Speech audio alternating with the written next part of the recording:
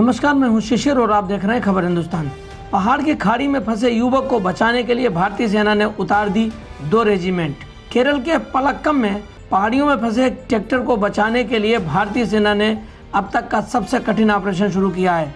सेना की ओर से बताया गया है कि 23 साल का युवक ट्रैकिंग करने आया था, लेकिन वह मलमपुझा के पहाड़ों में बनी खाई में गिर गया और उसमें ही फंस गया। सेना ने बताया कि युवक को बचाने के लिए अभियान शुरू किया गया है। हिजाब में संग्राम, दूसरे राज्यों में भी फैला विरोध प्रदर्शन। कर्नाटक में हिजाब विवाद का मामला थमने का नाम नहीं ले रहा है। मंगलवार को शिवसेना के सरकारी डिग्री कॉलेज में 2 गुटों के बीच पत्थरबाजी की घटना हुई। इस घटना में 2 लोग घायल हो गए। इतना ही नहीं, हिजाब विवाद को लेकर प्रदर्शन दूसरे राज्यों में फैलने लगा है। प्रदर्शन को बढ़ता देख कर्नाटक सरकार ने सभी शिक्षण संस्थानों के लिए 3 दिन की छुट्टी की घोषणा की है। वहीं आज इस मामले में कर्नाटक हाईकोर्ट में सुनवाई भी होगी। छत्तीसगढ़ में आईईडी विस्फोट, डिप्टी कमांडेंट समेत 4 सीआरपीएफ जवान जख्मी। छत्तीसगढ़ के बीजापुर जिले में नक्सलियों द्वारा बिछाए गए आईईडी में विस्फोट होने से एक डिप्टी कमांडेंट और एक सहायक सब इंस्पेक्टर समेत केंद्रीय रिजर्व पुलिस बल के 4 जवान घायल हो गए। घटना दिन के करीब 3 बजे मोदकपाल पुलिस थाना क्षेत्र में मुरकिनार रोड पर हुई। बस्तर रेंज के पुलिस महानिरीक्षक सुंदर राज पी ने बताया कि घटना तब हुई जब सीआरपीएफ की 153वीं बटालियन की एक टीम क्षेत्र में गश्त पर थी। परमवीर चक्र विजेता सूबेदार संजय कुमार एनडीए में प्रशिक्षक नियुक्त। राष्ट्रीय रक्षा अकादमी ने परमवीर चक्र पुरस्कार विजेता सूबेदार संजय कुमार को प्रशिक्षक के रूप में नियुक्त किया है।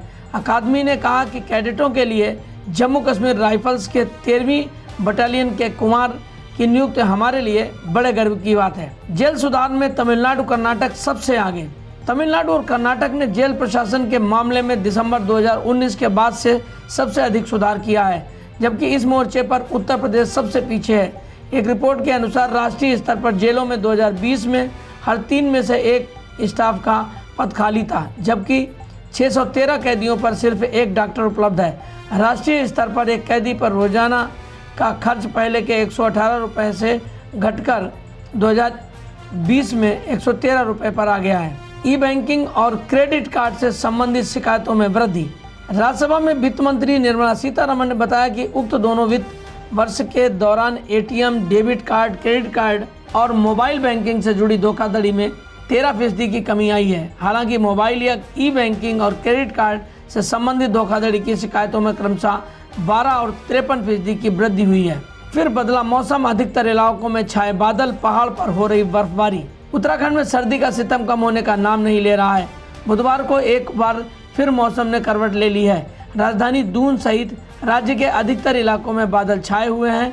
कहीं कहीं बूंदाबांदी भी हुई है, जिससे फिर से ठंड का प्रकोप बढ़ गया है। वहीं पहाड़ी इलाकों में बर्फबारी का दौर जारी है।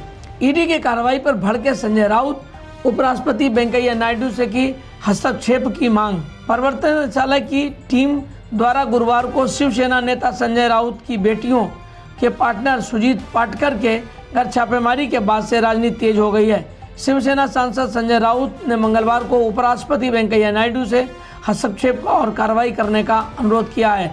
संजय राउत ने ईडी और अन्य एजेंसियों द्वारा सांसदों, उनके रिश्तेदारों, दोस्तों के खिलाफ सत्ता के दुरुपयोग का हवाला देते हुए कहा कि ईडी उनकी बेटी की शादी में शामिल वेंडर्स को परेशान कर रहा है। मैं भारत से ताल्लुक रखता हूं, राजस्थान से नहीं, लोकसभा में बोले राष्ट्रपति ओम बिरला। लोकसभा में मंगलवार को राष्ट्रपति ओम बिरला ने ऐसी बात कही जिससे सुनकर हर कोई भावुक हो गया। दरअसल एक सवाल के जवाब में ओम बिरला ने कहा कि मैं भारत से ताल्लुक रखता हूँ, राजस्थान से नहीं। बता दें कि भाजपा सांसद दुष्यंत सिंह ने प्रश्नकाल के दौरान राज्य में मनरेगा से संबंधित पेंडिंग फंड के बारे में जब सवाल पूछा, इस दौरान उन्होंने कहा कि सभापति भी राजस्थान से ताल्लुक़ रखते हैं। इसके जवाब में ओम बिरला ने मुस्कुराते हुए कहा कि हम देश के हैं।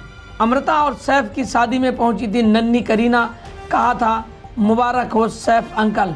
अमृता सिंह 80 के दशक की मशहूर एक्ट्रेस रहीं।